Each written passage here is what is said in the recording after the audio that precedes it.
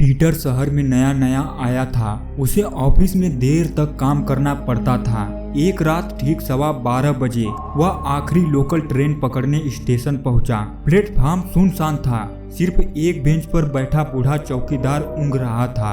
अचानक सीटी बजी और धुएं में लिपटी एक पुरानी भाप की ट्रेन प्लेटफॉर्म पर आकर रुक गई। पीटर ट्रेन में चढ़ा। हैरानी की बात यह थी कि पूरी ट्रेन खाली थी। न कोई यात्री न कोई टीटीई। सीट पर बैठते ही उसे ठंडी हवा का झोंका लगा। खिड़की के बाहर अंधेरा और धुंध था।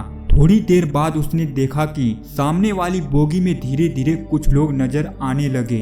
पुराने जमाने के कपड़ों में एक आदमी टॉप हैट पहना था, एक औरत घूंघट में और एक बच्चा टूटी हुई गेंद से खेल रहा था। पीटर ने सोचा शायद कोई ड्रामा शूट हो रहा है, लेकिन जैसे ही उसने बच्चे को ध्यान से देखा वह गेंद को पकड़ ही नहीं पा रहा था। हाथ उस गेंद से आर पार जा रहे थे। पीटर का दिल जोर जोर से धड़कने लगा। अचानक टॉप हैट वाला आदमी उसकी ओर बढ़ा और बर्फ सी ठंडी आवाज में बोला, तुम यहाँ कैसे आए?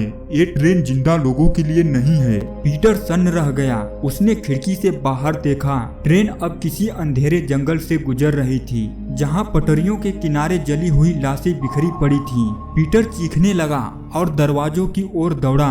दरवाजा बंद था। तभी वह औरत घूंघट हटाकर उसके सामने आ खड़ी हुई। उसका चेहरा आधा जला हुआ था और आंखें खाली गड्ढों जैसी थी। पीटर हिम्मत जुटाकर खिड़की तोड़कर बाहर कूद गया। जब उसकी आंख खुली तो वह स्टेशन के बाहर जमीन पर पड़ा था। सुबह के 5 बज रहे थे। चौकीदार उसके पास आया और बोला, बेटा रात को यहाँ मत आया करो। लोग कहते हैं 12:15 बजने वाली ट्रेन सालों पहले पटरी से उतरकर खाई में गिर गई थी। उसमें बैठे सारे लोग मर गए थे और अब हर रात वही ट्रेन आती है, लेकिन जो उसमें चढ़ता है वो कभी जिंदा वापस नहीं लौटता।